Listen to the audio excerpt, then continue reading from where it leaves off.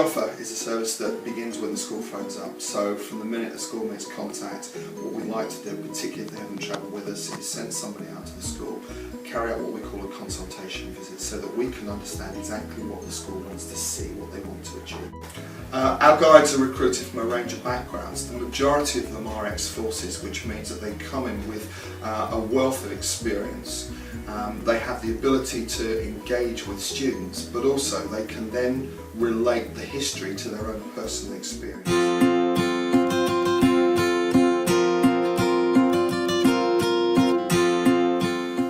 Yes, it was very beneficial because part of the statutory Key Stage 3 course was studying the First World War, particularly the battlefields of the war. So it reinforced and corroborated what they'd learned in school, organised, particularly when I did it. It was very well organised. The company were long-standing. I actually taught the children of the person that organised it. We were the first school in the whole country that went with the Anglia battlefields. So we had a bit of a sort of long-standing bond there. They were very well organised. It was a reasonable price. It was slightly more expensive than the other trips that were on the market, but this included the guides as well, which meant that staff then could have a free hand to help monitor the children themselves take part in the day. And they were very well briefed, so overall, yes, we felt it was very good value.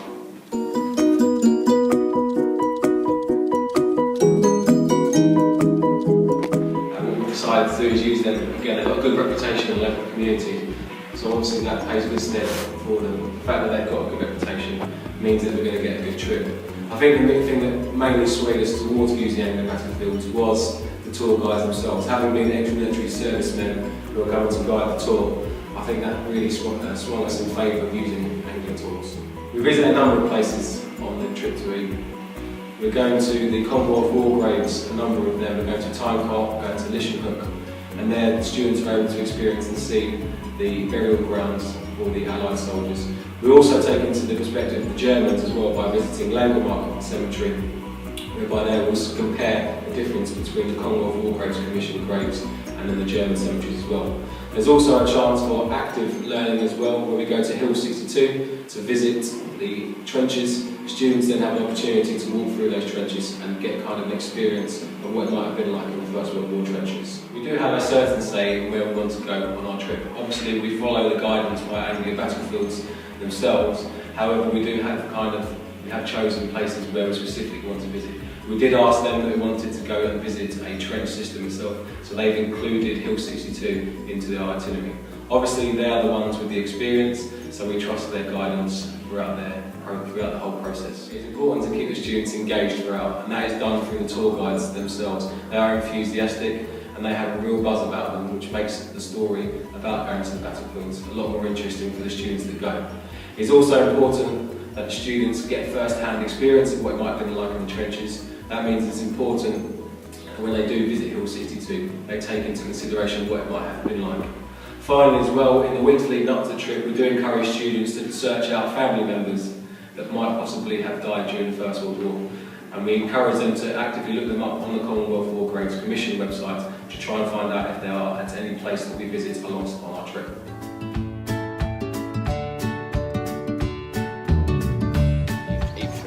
The interest in history and the trip appealed to me.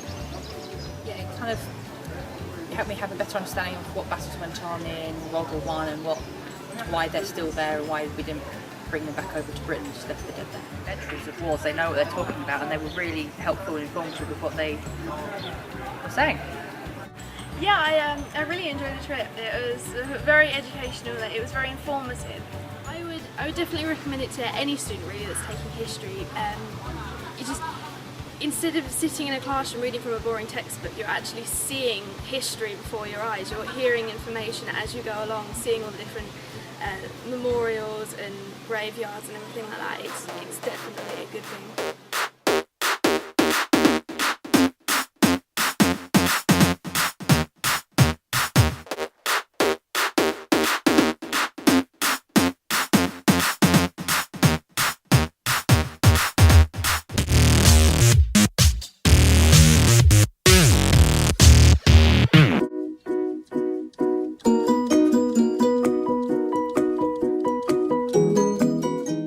Posters and leaflets can be put into museums, English heritage sites and historical reenactments.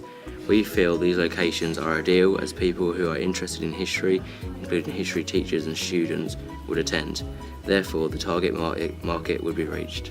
The day trip could also be advertised in history magazines and textbooks. This would catch the attention of potential clients, making it a worthwhile investment. The prices of magazine adverts vary depending on size and colour. A few price examples are given in the leaflet provided. If put in well-renowned magazines and textbooks, the company would gain an even higher reputation. Guides, especially ex-soldiers, can visit cadet groups such as Army, Air or Sea Cadets. Similar presentations to those that are used in schools could be used, but focusing mainly on its military significance.